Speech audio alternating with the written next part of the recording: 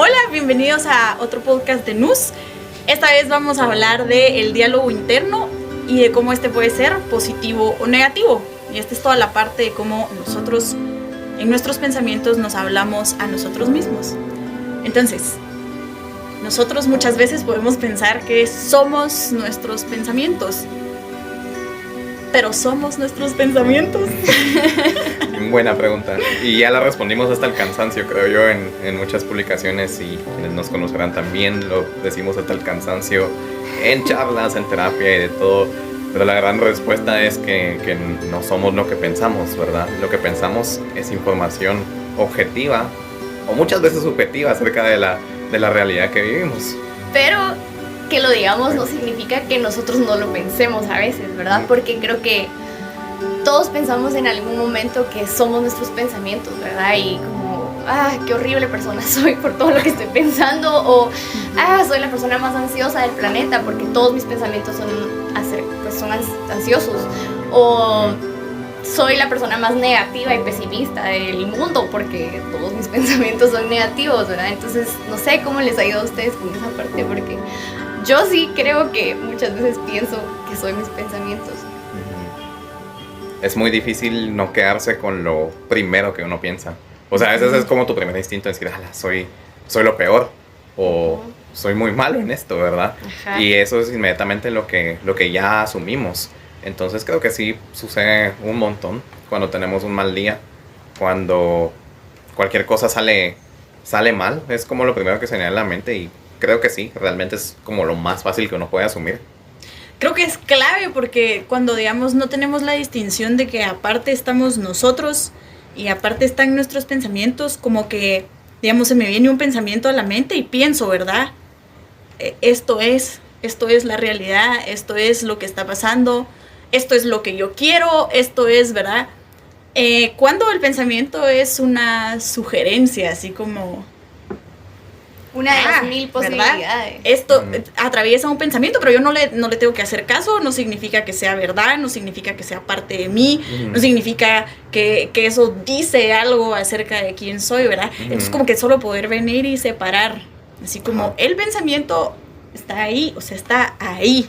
Yo estoy aquí. O sea, puedo hacerle caso, pero no estoy obligado a hacerle caso. Esa es como la diferencia clave.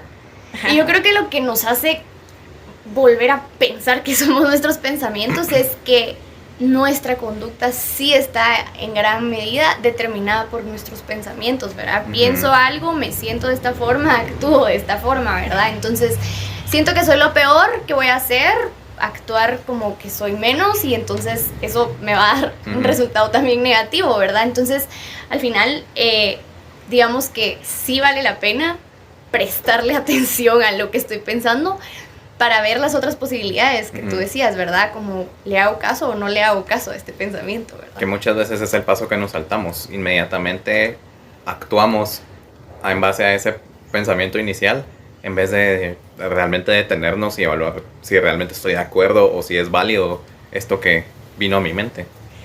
Y como que esa es tal vez la parte clave de ir conociendo nuestro diálogo interno, ¿verdad? De esos pensamientos y de lo que nos vamos diciendo y hablando, para poder entender qué está pasando, por qué ciertas conductas están siendo provocadas, de dónde vienen ciertos sentimientos y poder cómo manejarlo.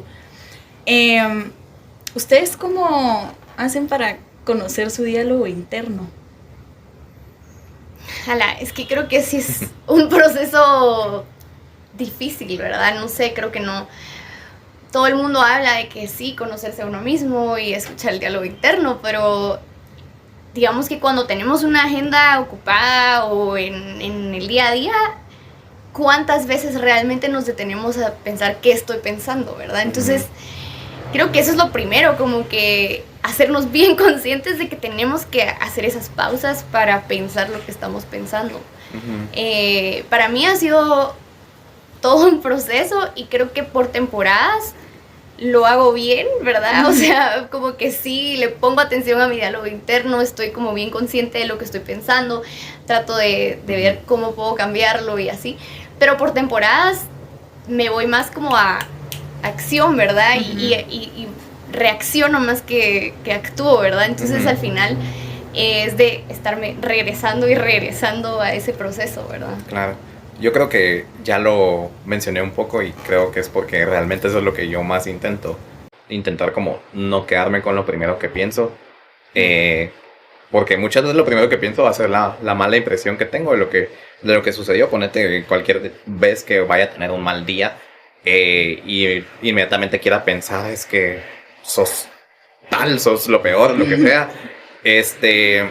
Quizás lo que más me ha ayudado es decirme, no te quedes solo con eso, ¿verdad?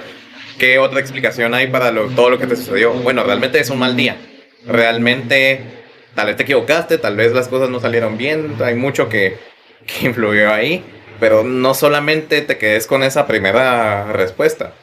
Pero como bien dice Andrea, ¿verdad? No siempre es fácil. A veces ya la regamos antes de llegar a todo eso, ¿no? Pero digamos, ¿cómo haces para, digamos, conocerlo? O sea, porque como que imagínate, si yo ya sé que en general mi diálogo interno tiende a nadie me quiere, todos me odian, mejor me como un gusanito. Entonces yo ya tengo, pues, o sea, la idea de eso es tener cuidado con esas situaciones y poner atención ahí, venir y decir, aquí probablemente estoy pensando que todos me odian, pero lo más probable es que sí me odien, no es broma. Creo que lo primero que... Ajá, ¿cómo haces? Lo primero que empezás a conocer es como cuáles son las situaciones que te predisponen a estar así. Ajá. O sea, un gran ejemplo es, yo ya sé que en el tráfico voy a estar más predispuesto a irritarme y a pensar negativo. O yo ya sé que hay cosas que me frustran más. Entonces, creo que es muy importante como ver cuáles son tus mayores influencias de ese diálogo interno negativo que puedas tener.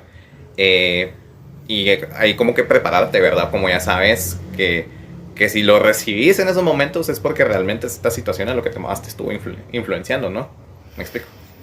Yo siento que también mucho es desde las emociones, porque pues como también lo hemos repetido mucho en la página, ¿verdad? Las emociones son información, ¿verdad? Entonces, ¿qué información me está dando mi cuerpo? ¿Qué información me está dando cómo me estoy sintiendo, ¿verdad? Yo siento que algo como un sentimiento que a mí me habla mucho y me obliga a ponerle atención a mi diálogo interno es la incomodidad, ¿verdad? Entonces, si me siento incómoda en una situación, con una persona, con algo que estoy haciendo, como preguntarme, bueno, ¿qué estoy pensando, verdad? O sea, ¿de dónde viene esta incomodidad? Entonces, creo que en mi caso, tal vez más que detectar esas situaciones que me lo causan, creo que es detectar mis emociones, que a veces las paso por alto, pues, y es donde, cabales, son esas temporadas donde ni le pongo atención a mi diálogo interno, porque paso las emociones como que, o sea, sin ponerles atención, ¿verdad? Entonces, al ponerle atención ya, bueno, me estoy sintiendo triste, ¿por qué, verdad? ¿Por qué me estoy sintiendo triste hoy?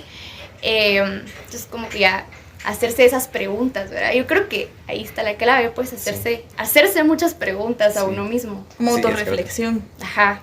Sí, es cierto, o sea, las emociones es una muy buena respuesta de cómo conoces tu diálogo interno. O sea, la incomodidad, los nervios, el enojo. O sea, todo te puede decir un poco acerca de lo que estás pensando y lo que estás sintiendo. Al final nos fuimos con cada uno de los elementos, ¿verdad? De esta tríada cognitiva. O sea, las acciones, los pensamientos, las emociones, incluso el contexto. Y cómo todo al final influye en lo que uno va a pensar y el contenido de lo que uno va a pensar, ¿no? Ajá. Sí. Y digamos, tal vez también por eso a veces sirve escribir o hablar, para, pues, cuando no te gusta escribir, hablar, pero hablar con alguien, digamos, también por eso tal vez la terapia es súper importante, porque cuando vas hablando y el terapeuta te va reflejando lo que estás diciendo, te ayuda a encontrar esos patrones cuando usualmente no tomamos el tiempo para verlo, ¿verdad? Que es una forma de volver concretos esos pensamientos. Ajá. Cuando muchas veces se vuelven tan abstractos para uno. Ajá, eso. Sí, creo que todas las estrategias que nos ayuden a ver nuestros pensamientos afuera de nosotros, ¿verdad? Esas tal vez serían las mejores estrategias para empezar a conocernos, ¿verdad? Como tú decís, ¿verdad? El escribir. Bueno, yo soy fan de escribir. Las personas que me están viendo, que me conocen, ya saben que yo igual en terapia uso mucho las técnicas de escritura, porque en realidad hasta que uno ve el pensamiento concreto es cuando ya puede empezar a cuestionarlo, ¿verdad? Entonces, también como tú decís, hablar, tal vez incluso si no, de verdad se me olvida escribir, no tengo el hábito, no me gusta, no tengo con quién hablar, no tengo tal vez dinero para ir a terapia, orar, porque no, ¿verdad? O sea, cuando oramos nuestros pensamientos y le decimos a Dios todo lo que está pasando por nuestra mente, de hecho yo creo que Él puede hablarnos mucho, ¿verdad? Y puede también cumplir esa función de reflejarnos lo que estamos pensando y ahí los podemos empezar a confrontar. Y también es un ejercicio muy de tomar perspectiva. Solo el hecho de intentar verlo concreto, verlo de fuera, ya ayuda a poderlo entender de una forma diferente. Ya sea que alguien te lo esté reflejando como en terapia, ya sea que lo estés escribiendo y ya lo veas y tal vez en texto ya se ve diferente, ¿verdad? O por medio de la oración, tratar de pues tener esa comunión con Dios y tratar de pues verlo como Dios nos enseña que lo veamos también. Ya es tomar una perspectiva diferente y ayudarnos a no quedarnos tal vez con ese impulso inicial. Sí, entonces como que podemos ver que tal vez partes clave para lograr trabajar este diálogo interno es la atención, ¿verdad? Primero solo prestar atención a qué está pasando, tomar distancia, que es lo que hablamos de la escritura y todo eso, y después ya poder cuestionar esos pensamientos y cuestionándolos reemplazarlos, ¿verdad? Totalmente. Ese es el proceso, pues al final ese es el proceso. Lo que pasa es de que rara vez hacemos el tiempo para eso, ¿verdad? Y por eso creo yo que sí es importante tener esos tiempos de pausa, ¿verdad? Y por eso es lo que decía Samantha en la terapia eso es lo que tenemos, ¿verdad? Y como casi nunca estamos acostumbrados a hacer una pausa y dedicarle una hora a hablar de cómo me estoy sintiendo, qué es lo que estoy viviendo, por qué estoy pensando lo que estoy pensando, ¿verdad? Entonces, pero podemos hacer esas pausas en el día, ¿verdad? O sea, por eso es importante tener estos tiempos de devocional, tener un momento de reflexión al final del día, escribir un diario, o sea, todas esas estrategias que nos pueden ayudar a empezar a, como tú decís, ¿verdad? Ponerle atención, distanciarnos del pensamiento y verlo fuera de nosotros y entonces ahí empezar a cuestionarlo, qué tan cierto es este pensamiento. Que creo que ahí está más la clave, ¿verdad? En la parte de cuestionarlo. Y lo bonito viene después, porque cuando lo empezamos a cuestionar ya tenemos esa capacidad de reemplazarlo con algo diferente. Ajá. De decir, bueno, esto tal vez ya no me está sirviendo tanto, tal vez necesito enfocarlo de una forma diferente o reemplazarlo con algo mejor. Sí, y hablamos como de técnicas de eso, ¿verdad? La parte de mindfulness para la parte de prestar atención, usar la razón, el humor, que hablamos un montón, entender que nuestros pensamientos, digamos, a veces también no solo son algo cuando sentimos que nos atormentan o están generando emociones incómodas, sino que nos están hablando de nuestros valores, ¿verdad? Entonces, ¿qué es lo que más usan para reemplazar su diálogo interno? Digamos, una vez ya encontrado pensamientos irracionales y todo, ¿qué les sirve? Para mí creo que han sido dos principales. Yo soy una persona muy racional y poco emocional, me cuesta mucho procesar mis emociones, o sea, me toma más tiempo y todo lo proceso a través de la razón primero, ¿verdad? Entonces, para mí me ha servido mucho el poder empezar a cuestionarlos, ¿verdad? Bueno, ¿qué evidencia tengo de este pensamiento? Porque pienso que la gente piensa esto de mí, ¿verdad?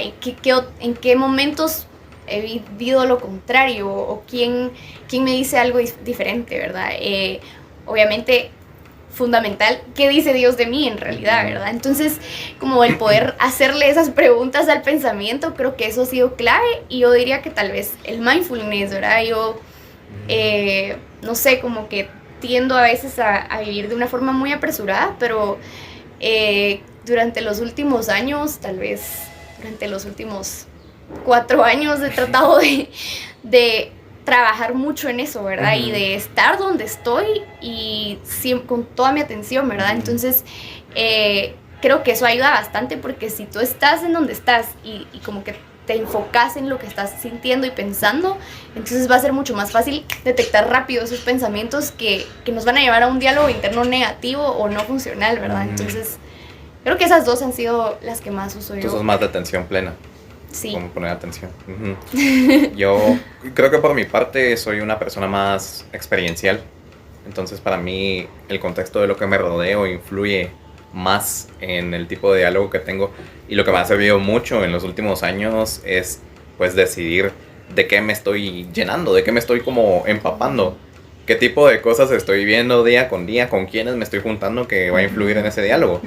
Y realmente me ha servido un montón. Por ejemplo, si veo que sigo una página en redes sociales que me llena de contenido que se vuelve basura, que me refuerza, y no lo digo en mal plan, ¿verdad? Sino que tal vez me refuerza ideas negativas o ideas que no se alinean con lo que yo creo, ¿verdad? Entonces, pues para mí la decisión es tomar distancia de eso, no exponerme a algo que yo sé que me va a reforzar algo tal vez no bueno, que no me contribuye para mi vida.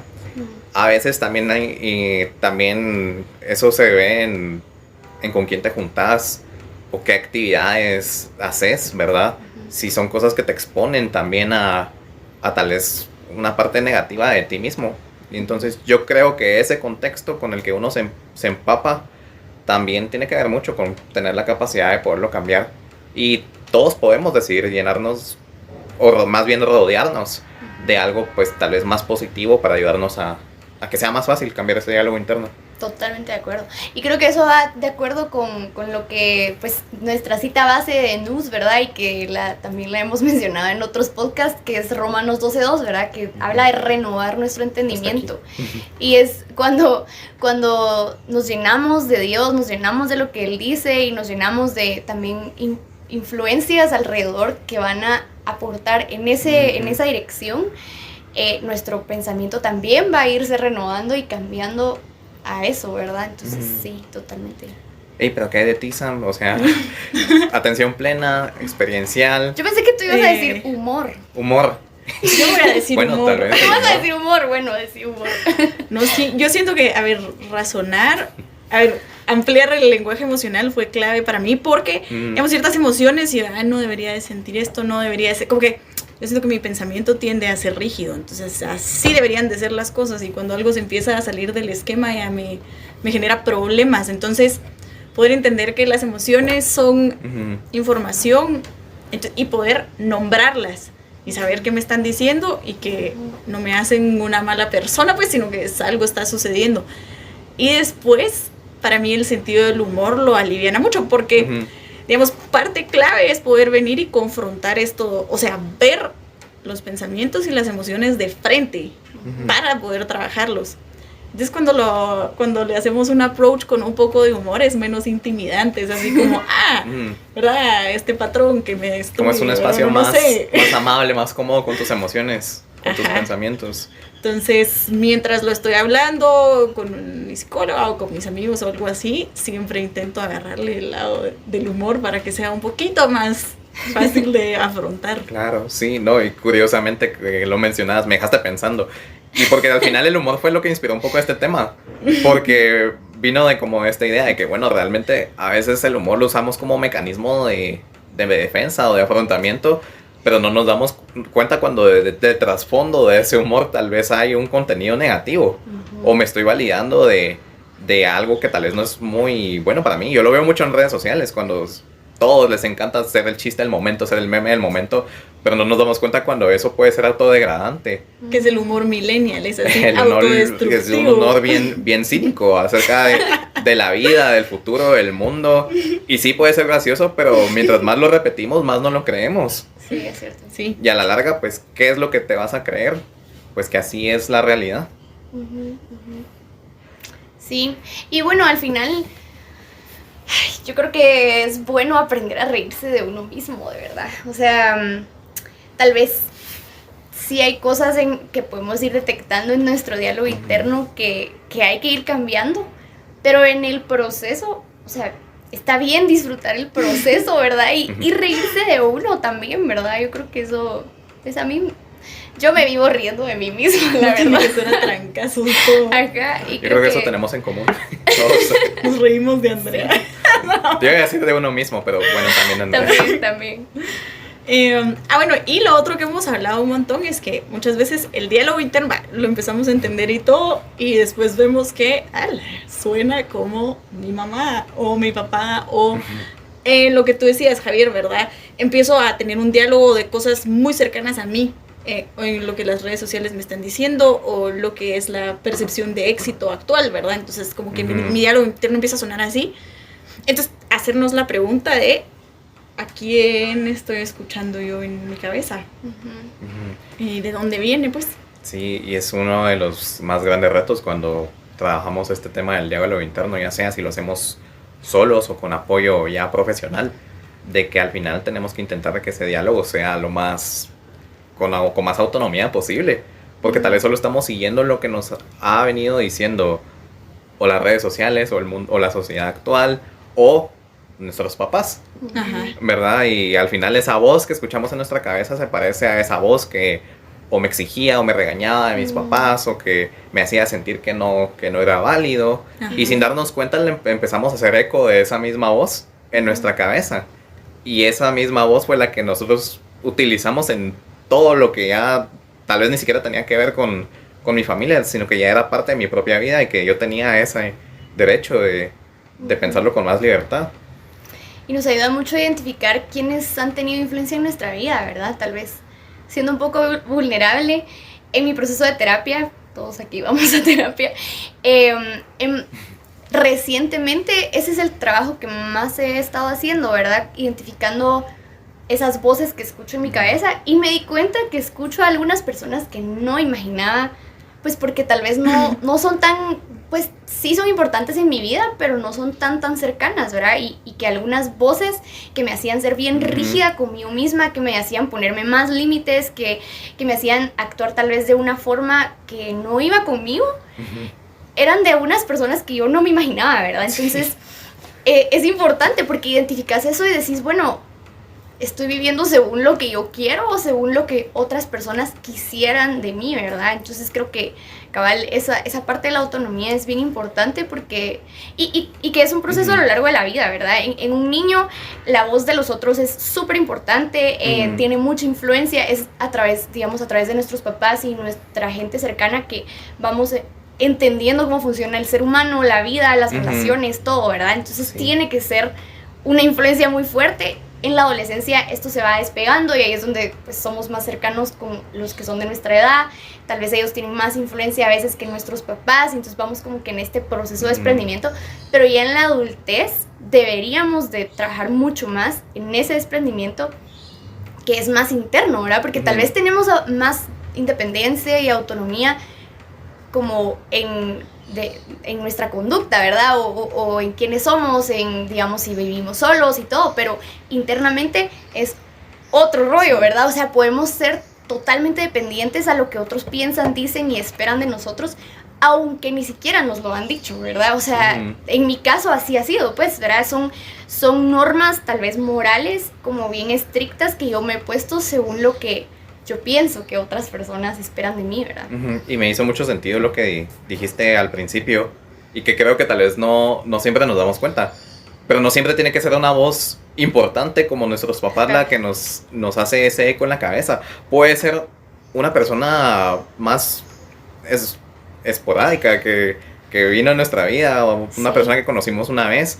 Y algún comentario que vino de la nada, ¿verdad? Yo también ahorita hice memoria y también me sucedió algo que como lo que tú describías, y también me di cuenta en terapia. Y sí, los psicólogos también vamos a terapia. Buen descubrimiento el día de hoy, y es por autocuidado, ¿verdad? Porque es importante. Pero también me di cuenta, ¿verdad? Que algunas de las cosas que yo me estaba diciendo eran reflejando lo que una persona que tal vez solo una vez en mi vida conocí o que tuvo poca importancia, pero me dijo algo que yo me recordé. Que te marcó. Que me marcó y de repente me lo creí. Y tal vez era una persona que no era importante, pero yo sobrevaloré la importancia de esas palabras y me las quedé. Y ahí sí que nos damos cuenta de lo importante que es no solo buscar esa autonomía, sino tener un mejor marco de referencia de a quién le hacemos caso. Y creo que tenemos una respuesta muy buena para eso, ¿no?